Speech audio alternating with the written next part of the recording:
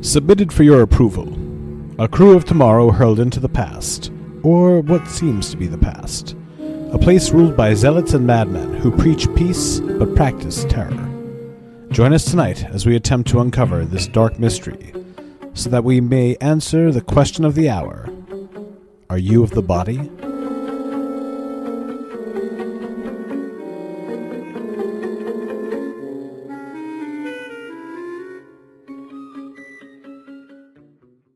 Bum bum bum bum bum bum bum. Bum bum bum bum bum. We worship Landru. Bum bum bum bum bum bum bum bum. Body boy, are you of the body? Ba-da-ba-bum. Very nice opening mic there. Welcome to Yelling at Gaseous Anomalies. I'm your host, Captain Matt Ross, and as always, I am accompanied by my XO, Michael Pontone. How was that, Mike? Is that better for you for an opening? It's very good. Look at that. He didn't stutter once. This is Michael Pontone, First Officer Commander to my Captain Matt Ross. Making fun of his captain there. What's up with that? Anyway, are you of the body, Mike? I asked you that last time. So are you? I got thoughts on this episode, but you haven't answered. Are you of the body? No, I'm not of the goddamn body. Just like I wouldn't want to be part of the Lawgivers collective.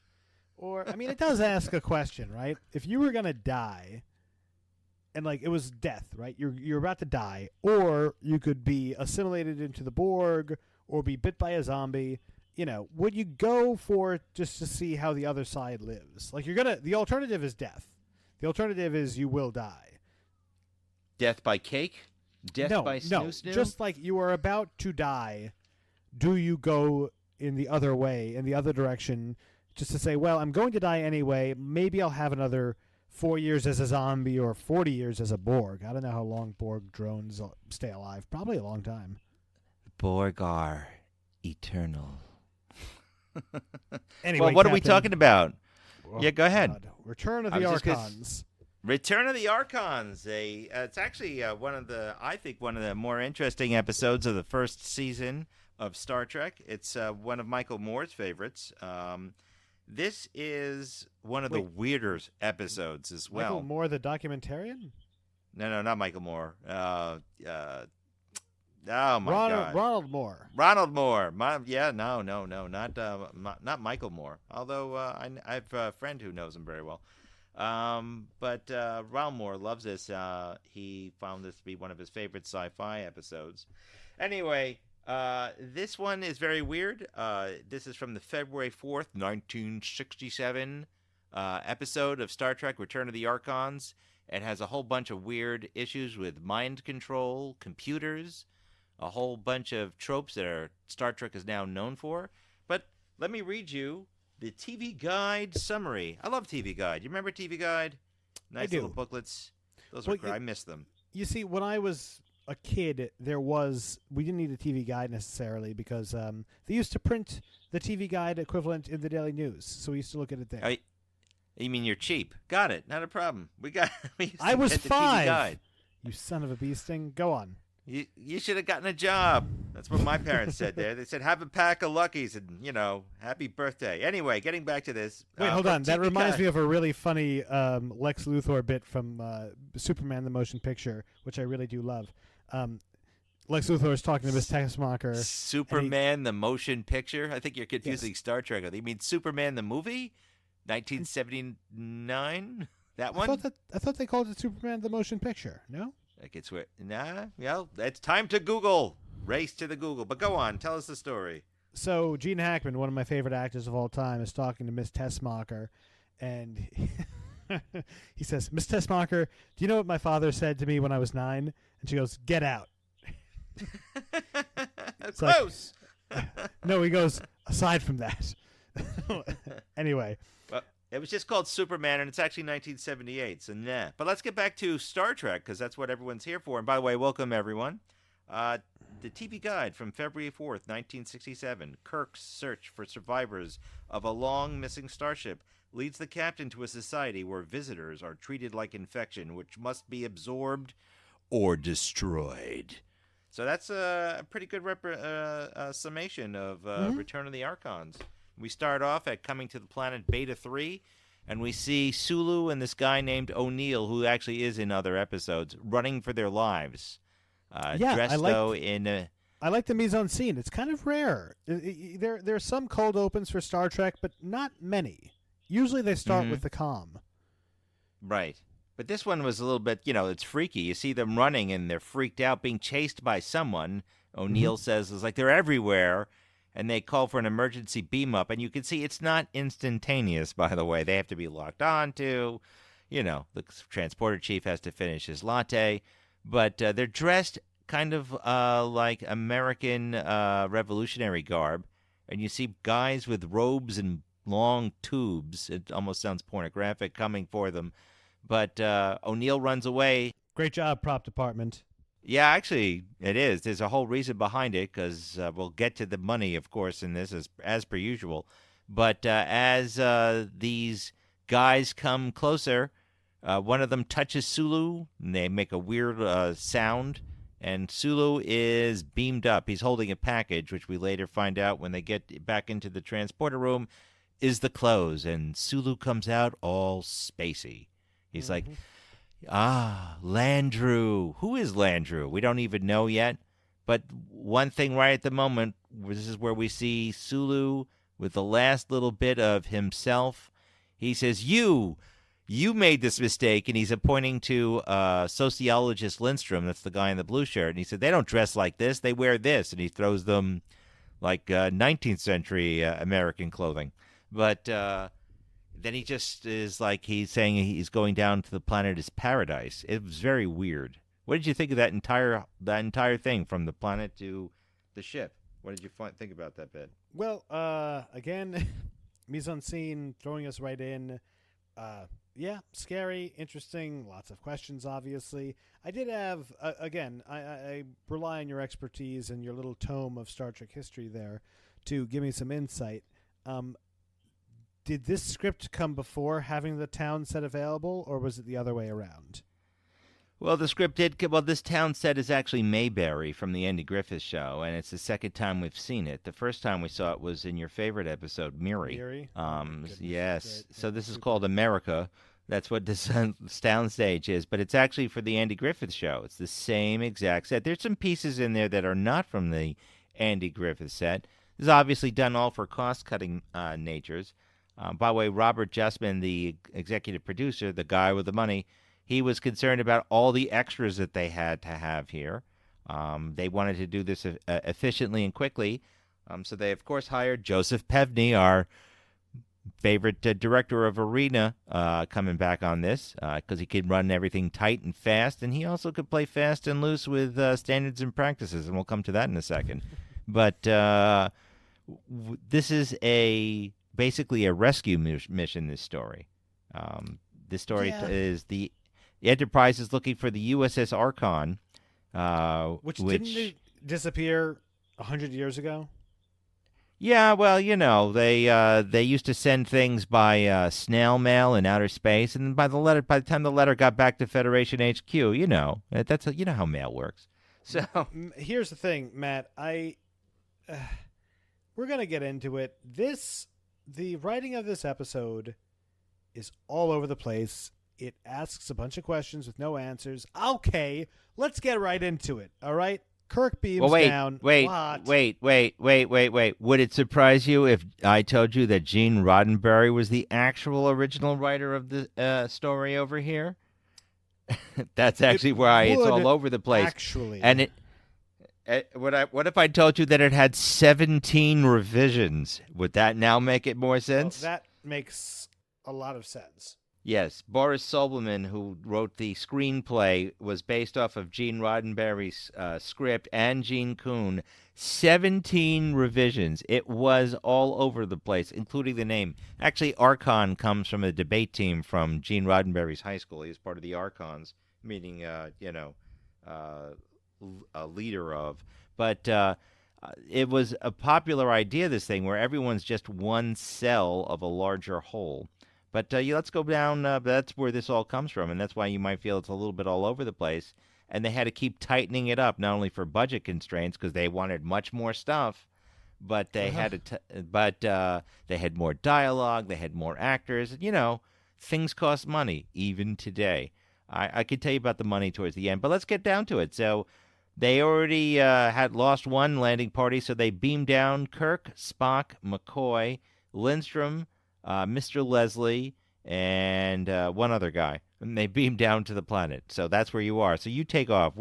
Tell me what you thought from there on when they land in Middle America.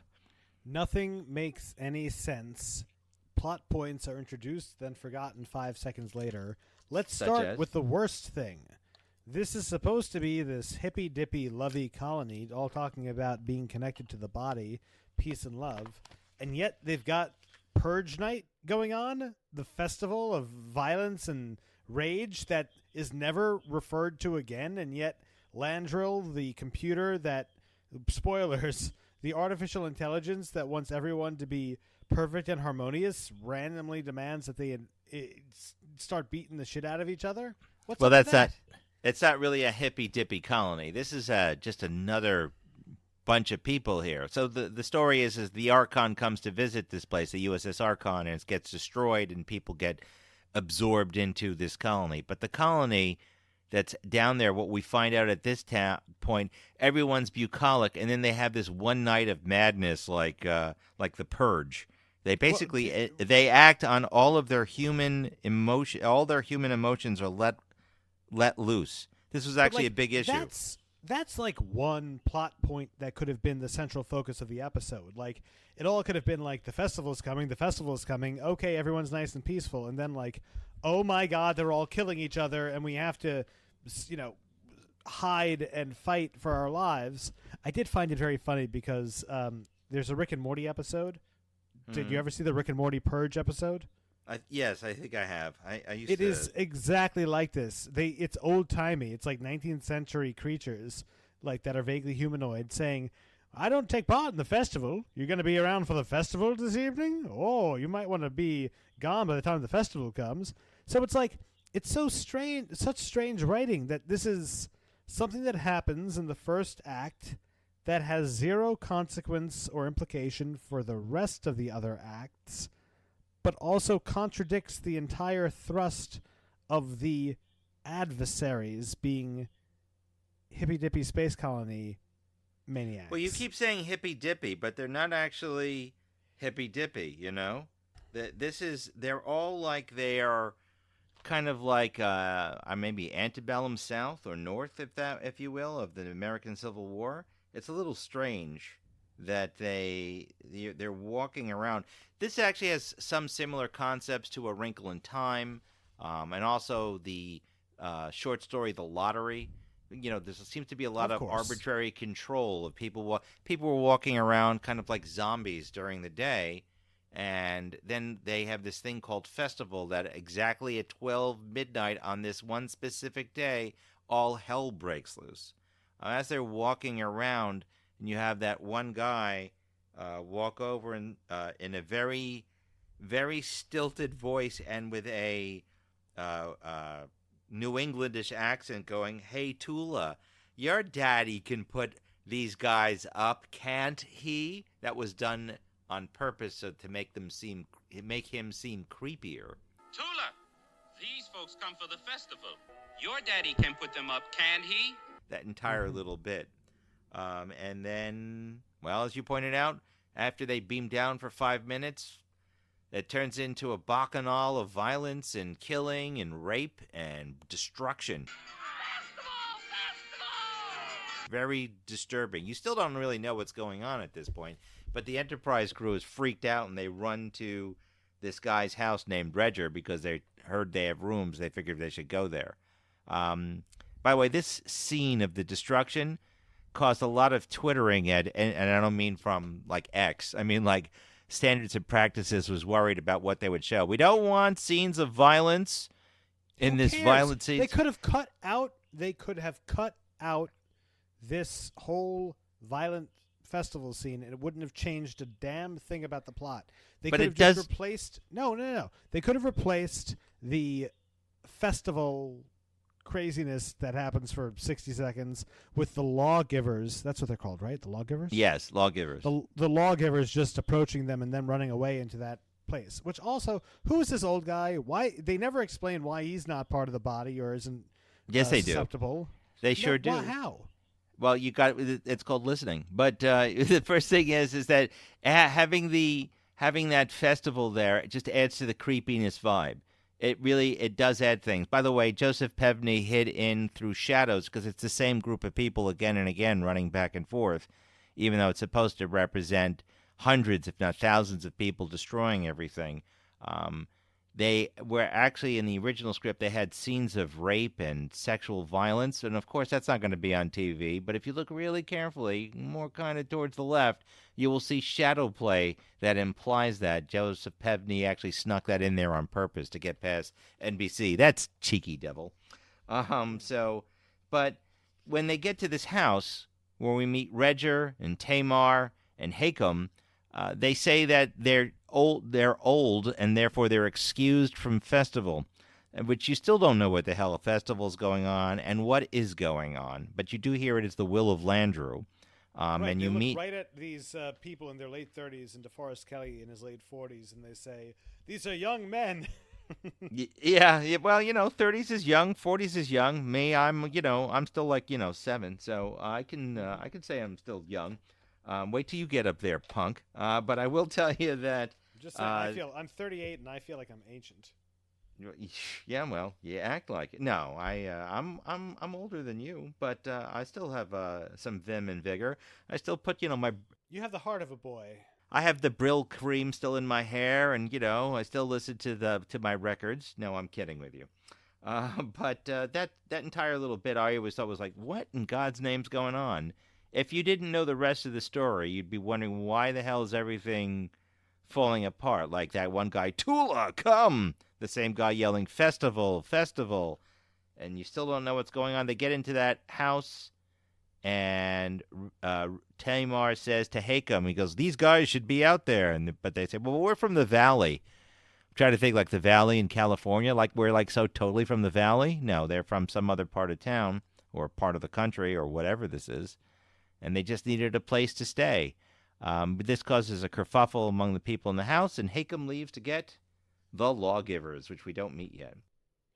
Yeah, I was watching this on Amazon Prime, as I'm wont to do, and I was pleased as punch and quite surprised to see that one of the lawgivers apparently was Sid Haig. Yeah, I was actually going to mention that. Sid Haig, a staple of horror and other sci-fi, and he was also in a James Bond movie, too. I believe he was in Diamonds Are Forever. But he was also in this really bad Saturday morning sci-fi. Well, I actually like a sci-fi show called Star Command. I am Dragos, master of the cosmos. But he played Draco, the evil one. That's a surprise. But yeah, he's been in a lot of horror films. There were a lot of people in here. Harry Towns as Redger, who did like a lot of screen credits in TV. John Lormar as Tamar, you've actually already seen. He was the lead scientist when they crashed in the menagerie. He's the scientist from the Cage episode. He's the one saying, yes, we're a bunch of scientists. And Hakem, who was played by Morgan Farley, he actually comes back later in the Omega Glory.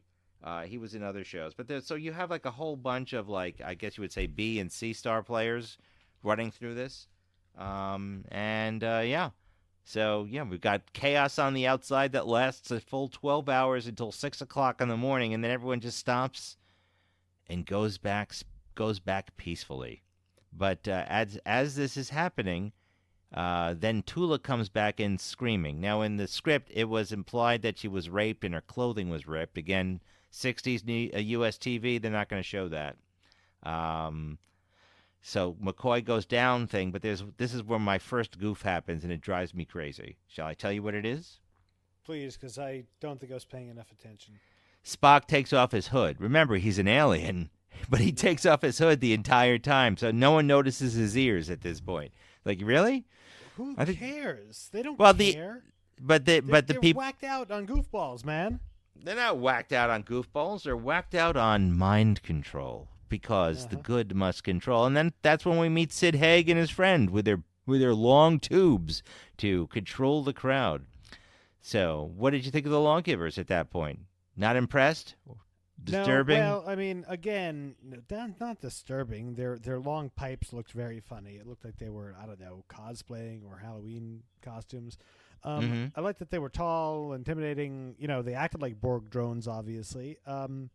Their hollow tubes shot out fireworks. Well, they Also, were supposed to be triple barreled lasers type of things that with would an have been effect. fun. That would have been cool. Yeah, it would have been fun. But then someone said, Robert Justman said that's too expensive. We're trying to save a buck. In fact, they even cut down on phaser effects, which we'll come to later, because they said we can't afford all these things. They had so many extras from the 3 men in that place, the 2 extra lawgivers, the people outside. They had to have the fake fires, the destruction everywhere. They had several sets. In fact, they even cut out a scene where Sulu actually takes over the Enterprise because he's also been taken over by Landru. They cut that scene out because That would have been awesome. It would have. It would have been awesome. Yes, it would. But that was one of the problems. But he did have more of a role, Sulu. That's George Takei. But By the way, this cost too much money. I really dug that. Well, no, hold on. Before I get there, the Lawgivers, are they robots? No. What are they? Everyone is a human or a humanoid. That's the thing. Every time when the Lawgivers first come in to confront people, again, we see Tamar saying, I obey the will of Landru. The Lawgivers kill him with a tube that seems to have no mechanical devices, Spock notices. And then when they confront Kirk and company, saying, you will come, he says no. They had no idea what to do. And then suddenly they turn to each other as if they were conferring as to what to do. And Kirk and Spock notice, like, that's a little weird. And then they are basically saying, you are directed to come with us. And they still said no. And then they take the tube away. It's a little weird. It's like they have no idea how to deal with confrontation. If you want to talk about... I do like how that's also explored in later Trek with the Borg, where, you know, when the first couple of Borg are coming at you, they're very easy to kill with a phaser. They don't try to duck, dodge, or weave or anything because they're like, well, that's funny. Someone's not doing what we want. But then quickly they assimilate and they adapt. That's they right. They adapt to the phaser pattern, and then they're unstoppable. Oh wait, right. That's what I was going to say. Okay, Matt, I'm delving in real deep to your Star Trek lore abilities. Uh-oh. When in Star Trek history did we actually get to see a triple-barreled laser? A triple-barreled laser? Yep, I'll give you a hint. hint. Well, I mean, we saw it actually in the cage, but it was actually one barrel. They had like a three chambers in the back. That's what I was thinking about.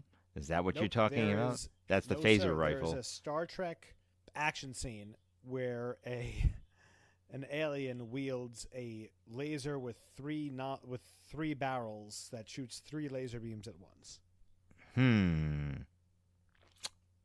With 3 laser beams at once. Now I actually don't know. Tell me, what's the answer? Okay, it is actually one of my favorite episodes of, not my favorite series, but I do like it, and especially having more appreciation for it as I'm getting older, Voyager. So there's a great episode of Voyager where the Doctor realizes that they've deleted his memories, and he can't figure out why, and he like catches them in the act, and he's like, what are you doing to my memories and why? And it's because he had gotten depressed. Oh, because the crew member died. Right. Exactly. And Harry Kim and this crew member got shot at the same time with a triple-barreled laser. He got shot too, but of course it didn't affect him because he's a hologram. And he could not stop talking and fixating on the fact that he made a decision to save one person and not the other. So, anyway, there's your triple-barreled laser. That's the episode Latent Image. Okay, well, that's a little bit far afield, but Quite. That's called Googling real fast, by the way, ladies and gentlemen. But as we're going through here, after Kirk confronts the Lawgivers, then they suddenly go into communion, which sounds like they're going into safe mode if you have a PC. They just kind of like stop. And Redger says, the one remaining guy left, because Hakem has run off, we better get the heck out of here. I'll take you to a safe house. And that's when we start our slow descent into madness, I would kind of say.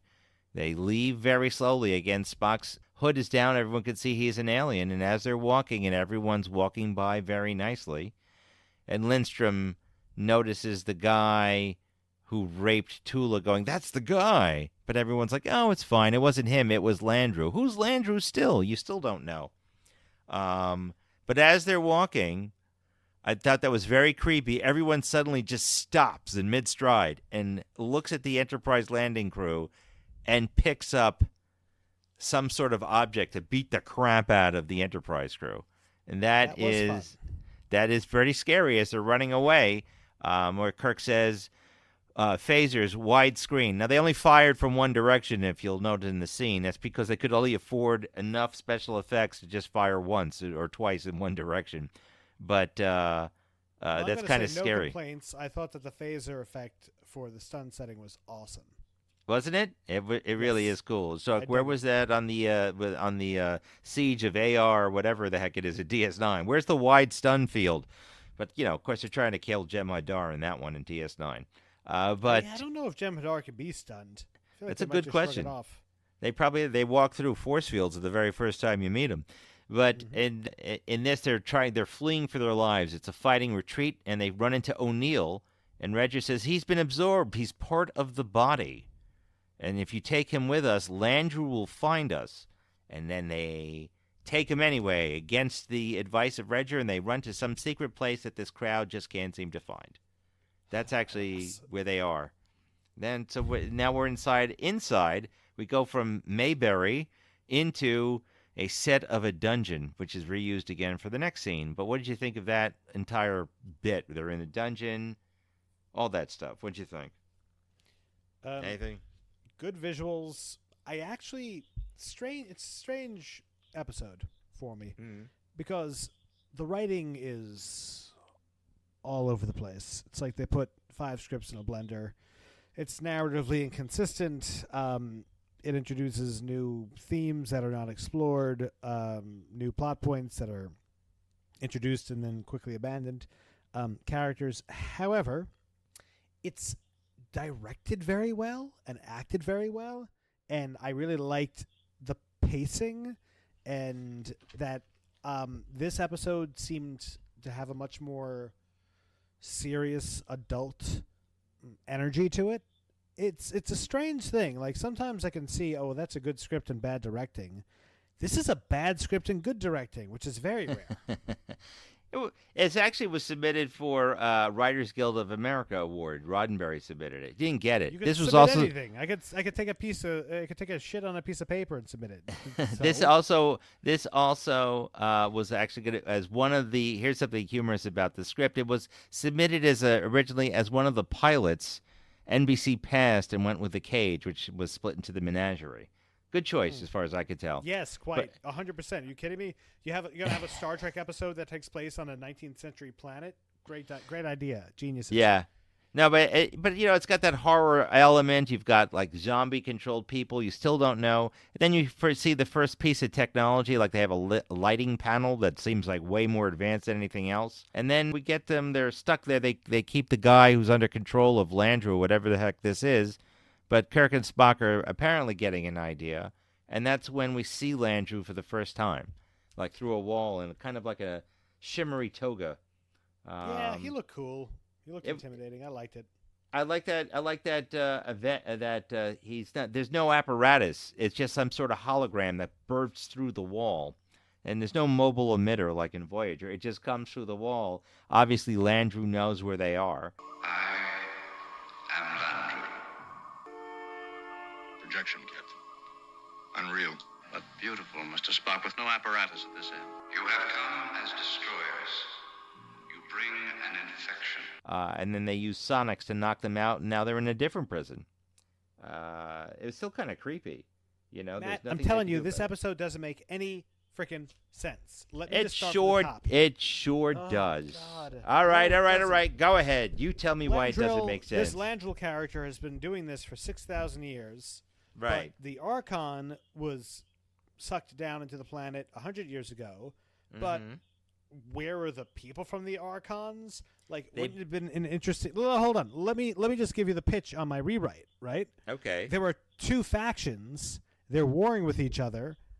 One are the descendants of the Archons, and one are the Landrew disciples. Like, Matt, it doesn't make any sense. These people have been here for 6,000 years, and there's like 100 people in one little town. Like, where are all the kids? Where's the society? Money. It costs money to have extras. Dude, but writers, as my lover and parasocial wife, Rich Evans, said, writers are omnipotent. They could have just given lip service, said anything, any number of explanations. Well, I mean, I understand what you're saying. I will tell you that IDW Comics makes a reboot of this story. In fact, what they did is they took the 2009 JJ Star Trek and they basically redid the first season of comics. Out of all of the ones that they did, The Return of the Archons is great. I'm going to post in our community page on YouTube, a page that explains where Landrew comes from. But let's just let's just get right to the chase, because Spock and Kirk figure out that Landrew is actually a computer. We could go through the fact that McCoy is absorbed, but Spock and Kirk are not, because there's a fifth column inside working against Landrew, who's afraid to do anything because they have no idea. The Archons, we find out... It also doesn't make any sense. Well, they're terrified. There's only 3 of them, or there's only a couple of them, and they have no idea. The place that they were hiding in was a safe house for the rebellion, but notice who was there. Nobody. Maybe they've all been absorbed. Also, the lawgivers are constantly coming and going. Yeah, it doesn't make any sense. Well, the lawgivers do show up in the prison. They have various time periods, but basically we find out that this society is run by a machine. We have no idea. A machine is running something, and it's trying to project its ideal of what perfection is, and it's making everyone peaceful. Yes. That's not hippy-dippy. Well, I know. Well, it's a little. I did like the hints of it. I did like that, Spock is an awesome character. I love Spock. I was introduced to him by watching the TOS movies as a kid. Yeah, to talk about wanting a great fictional character to have in your corner. I like that instantly. He's like, these people are answering and acting like they're machines, computers. So, Matt, you are a software engineer. No, I'm not. I was a computer instructor. And I designed websites a long time ago, but yes. Point is, you were into computers in the 80s, and you probably have some knowledge of, computer history. The Turing test, when did that become a phrase? Like, obviously, Turing was alive and, he broke the enigma in World War II. When did they start to basically acknowledge that? The point is, I do like this fact that the writing is way ahead of its time. It's introducing ideas that are still relevant today, of the fact that AI, while useful, is still like gobbledygook. It can't mimic a personality or a human experience. So when did the Turing test come around? It's in the 40s from Mr. Turing himself. It was that's when it came. Yeah, it really did during World War II. But that's amazing. The thing about this, well, there were computers in World War II. They were just a lot more simplistic. I mean, most computers were designed either for tabulating inventories or figuring out arcs of artillery shells. Either they were mathematical first by people known as computers, or by using mechanical machines. Like battleships of the U.S. Navy in World War II had mechanical computers to figure out range and bearing on moving targets at sea. It was by mechanical design. But this is digital. And, well, I will say this idea of a computer taking over, this was actually more of a response to communism. You have the body as opposed to the party. You have a society controlled where everyone is of the same thought and idea. This is trying to point out the dangers of communism more than anything else. or at least communism as we know it at that time, which is probably still always going to be the same. This is a society all run in an idealized way of what everyone should be. It's not really said in the story, but the reason for that festival is that the human need for its baser desires needed to come out, and therefore, I believe in the James Blish book, it was explained that it was done to have a sort of release. Otherwise, the society would more readily collapse. It's kind of giving into baser natures, and then rapidly go to control. This is a story about control, then, in other words. It's kind of disturbing, the entire thing. The society, we find out, is run by a computer, and it was made 6,000 years ago when they were more technically advanced, and it's hidden, but it's still running everything. I like that concept. You didn't like that concept? I found it very creepy, because that's when we first get introduced to it. I mean, one of the ideas behind it was supposed to be a robot. They didn't like that. Or it was supposed to be Landru, and he was supposed to be very long-lived. I like the idea that it's a computer. More, honestly. I would have really liked the idea of, like, you're pulling the curtain back, and it's just some, like, ancient withery mummy on life support. Like Wizard of Oz? Rise of Skywalker. Or the Wizard of Oz. Yes. Well, speaking of ripping things off, the reason why I did my little Twilight Zone introduction is because there is a Twilight Zone episode that, if it's not wholesale plagiarism by the writers on this show, it's certainly a big old quinky-dink. So, starring James Coburn, a very classic episode of the Twilight Zone called The Old Man in the Cave, where in a post-apocalyptic society that looks very much like this, they're getting, this elder is going up to the cave and speaking, quote-unquote, with the old man that gives them accurate information that has allowed them to survive for decades when everyone else has died of radiation poisoning. Turns out the old man in the cave is a computer giving them life-saving calculations. Well, I hear what you're saying, except I have to disagree with you. In fact, I told you that before we recorded, I disagree with you. I like that Twilight Zone episode, and I actually read the story itself. The reason why I disagree with you, not counting the special effects between Star Trek and that episode, is that that's a voluntary attempt to get information. The computer wasn't actually controlling anyone. This one, the computer actually mind controls everyone on the planet. Matt, Go and watch the episode. It almost has the exact same visual of the computer in a cave. Well, I just said that. It's the same group, but for the special effects. But that's not... It's got a similar idea where a computer does trying to help people survive. But in this one, this computer, Landrew's original idea is that people would fall back to their baser natures more frequently than that one release date or time. And so, therefore, they have to be controlled in a very ordered society. So I'm going to have to disagree with you there. Sorry, but, I call shenanigans. Shenanigans are you. I outrank you, therefore yes, I'm Captain. Right. So there you go. Yes, sir. But I do like it when they finally get to that hall, and they to find out where Landrew is. They use one of their other special effects to blast it open, and then we find the reveal of Landrew as a computer. Landru, a machine. This whole society is a machine's concept of perfection, peace, harmony, but no soul. Which Spock and Kirk deduced a while ago. And that's where we first see Kirk use his ability to outthink a computer by giving it an illogical problem to figure out. If you are the evil, fulfill your prime function, destroy the evil, and the computer cannot outthink that. I actually like that little sequence, and that cool. is where you always see that. Yeah, but that's where Kirk gets the idea of, like, or popular culture thinks Kirk sleeps with alien women and talks computers into killing themselves. This is the first instance of that. What did you think of that ending over there for that? Good. Wrapped up a little bit easily and quickly and conveniently. I liked Spock a lot in this episode, and they actually had a lot of nice little moments. Hold on, I know that we skipped over a bunch. Mm-hmm. I thought it was interesting when Spock was pretending to be part of the body. It did make me wonder. Reminded me of a great little ditty from My Favorite Undiscovered Country, when he asked Valeris, it's a lie. She goes, a choice. So that's the thing. Vulcans can. They're not like androids. They have emotions. It's presumed that they could fake emotions if they wanted to, right? Like if you had to blend in.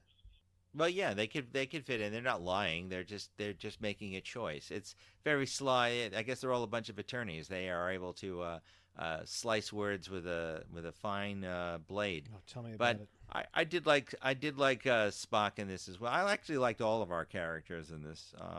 Also, meanwhile, on the Enterprise, they can't move because they're being shot at by heat rays, but they're using all their power to defend against Landru's planetary defense systems, which I found was a little bit weird.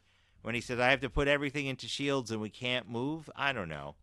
That one I found a little bit bizarre. Kind of interesting. But here's another thing that's never explained: why is Landru trying to like pull down people and kidnap them? By the way, wouldn't it have been sweet if there was some nice reveal of the Archon itself, like the withering remains of a Starfleet ship from 100 years ago?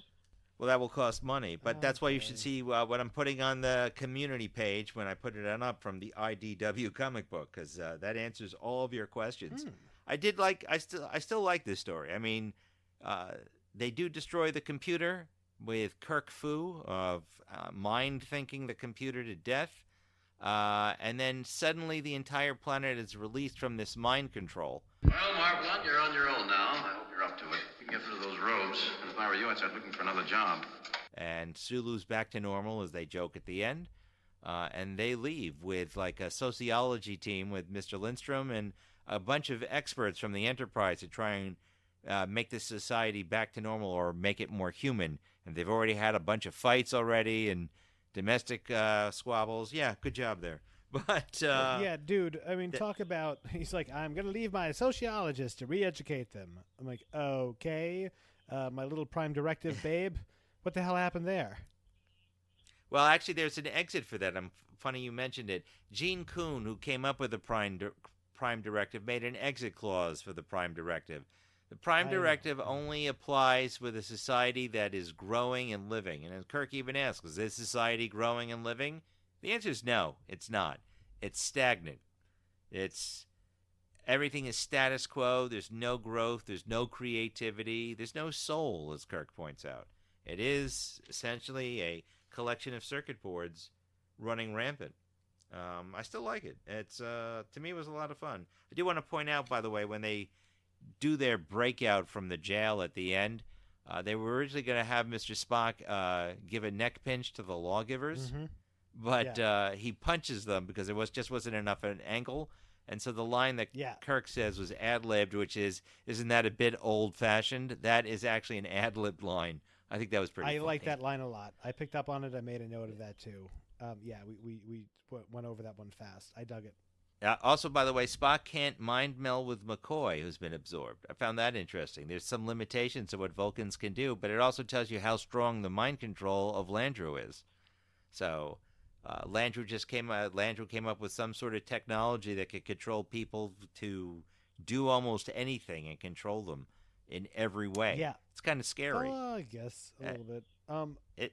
It's kind of like the Borg in Future Trek. The Borg are very similar to Landru. Mm-hmm. We do see Landru again, by the way, in Lower Decks.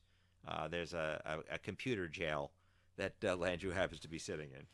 But yeah, that is. Pretty much about it. So our crew walks away. I think that's pretty much. I know these stories are very short. I just want to point out to you, Lev Mailer, who's the guy who was talking with the New England accent. He's the one who screams "Festival, Festival." So I think that's actually kind of neat. A quick aside, by the way, it was a weird thing because we had scenes of Spock speaking with crewmen without Kirk around. Whoever the actor was who was playing Lieutenant Galloway, I liked him. He was cool. Lieutenant Galloway was all right. Yes. Does he come back? No. Oh, too bad. But well, we have a whole bunch of people in this thing. We had Christopher Held as Lindstrom. We already talked about Sid Haig. Christopher Held also as Lindstrom later comes back in something called Falcon's Crest, just to let you know in later time. Cool. Let's see.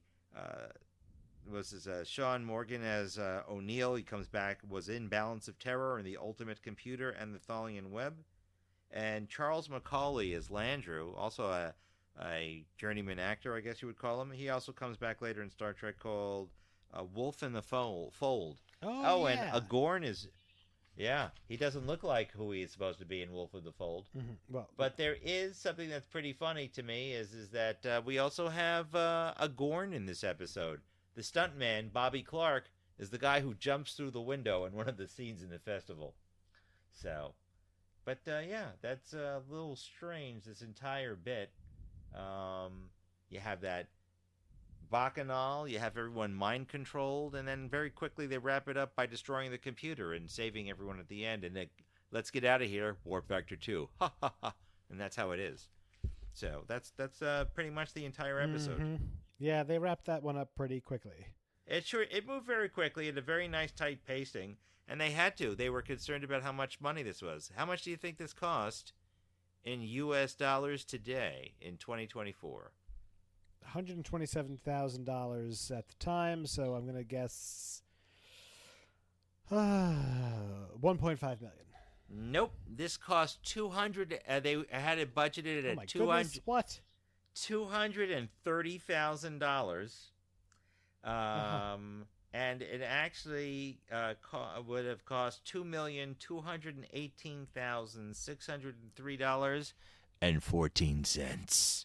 Well, Is that crazy? A lot of money for a lot of bad writing. Hey, it wasn't bad writing. It was pretty okay. You got some good lines in here. Oh, did you hear that, ladies and gentlemen? My captain said it was pretty okay. It's okay. I enjoy this episode. You have lines. You've got discussions of what is perfection or how a society needs to have a soul and creativity. And, of course, you do have Landru. I mean, if you compare it to We Are the Borg, Resistance is Futile, I mean, they're very similar in that. Yeah, I think that pretty much wraps up this entire story. Anything else you want to add to the story at all, or? No, I'm good. I'm ready for my my rating, Captain. You ready for your explain close why. up there, sweetie? Okay, great. Yeah. Then why don't you tell? You sound so mad at this episode. But anyway, come on, tell me what your rating is. Tell me your rating is. Here's the thing: I get mad at lost potential, right? And I thought it had a lot of good ideas. I'm really actually eager to see the IDW comic because I'm like, anyone could have redone this. Again, it's very strange that the only weakness is the writing. Usually when something's bad, it's like acting's bad, writing's bad, pacing's bad, cinematography is bad. Everything was good except the writing. So with that in mind, it was basically as meandering and pointless as something like... Well, no, it's better than Miri. Oh, come on. You can't go down as... But this one, I mean, they all have potential. They only have an A story, barely any B stories. This one doesn't have a B story. And I also like... honestly, I'm a big fan of Star Trek stuff actually happening on, a spaceship. 5 out of 10. 5 out of 10. Huh. I'm going to... Master. All right. Well, I'm giving this an 8 out of 10. I like the... Are you kidding me? No, I like the mystery of what the heck is Landru. I... enjoy that how we see the split of the society where it's master controlled in a step order, as well as then the craziness and then going back to it. I like the idea that this machine had the personality or the programming of the personality of the person who made this controlled society, and then they destroy it. It does have its weaknesses, but I enjoy it. It's a lot of fun. I like the fact that you don't really know what the heck's going on for about 50% of the episode. You have an idea. It's a classic for me, and that's why I'm giving it an 8. So there. One of the other things that I happen to like on this with the computer is that there's a bell ringing as it's being talked to by Kirk. And one of the neat things about that, old computers, when they had memory overflow or problems, there used to be a bell ringing. And you hear that on these old computers. So it's one of the neater things there. Yeah. So A classic. it's a classic for Star Trek. But I will tell you what's next that's coming up as a classic for Star Trek if you're interested. Please. The next episode is some small episode called Space Seed. You ever hear of it? Are you serious? This is the next episode? The next episode is Space Seed, ladies and gentlemen. where we get to meet one of the greatest villains in all of Star Trek, but only because of Star Trek II. There's your big hint. Duh. I dare say one of the best villains in cinema history, honestly. It is one of the best villains, but this is his beginning start in the original series, and just, well, I mean, it's pretty obvious, but we're talking about Khan, ladies and gentlemen. I'm sure you will all enjoy it. That will be coming up on our next episode of Yelling at Gaseous Anomalies. Don't forget to like, share, and subscribe, and check out our TeePublic store. All that stuff will be posted on our YouTube page. Mike, anything else you want to add to this at all, or are you no longer part of the... Go ahead. I'm not part of the body. I will say that, great thing about hanging out with my buddy here, Matt, and doing this is that even when it's bad, it's still pretty good. So thank you, sir. Yes. It's still a lot of fun. Yeah, it's always a good time hanging out with you, Mike. I enjoy it as always. And everyone, thanks again for joining us. I hope you join us on our next and future adventures, especially as we go further into the 23rd century. As always, live long and prosper, and see you out there. I prefer the concrete, the graspable, the provable. You'd make a splendid computer, Mr. Spock. That is very kind of you, Captain.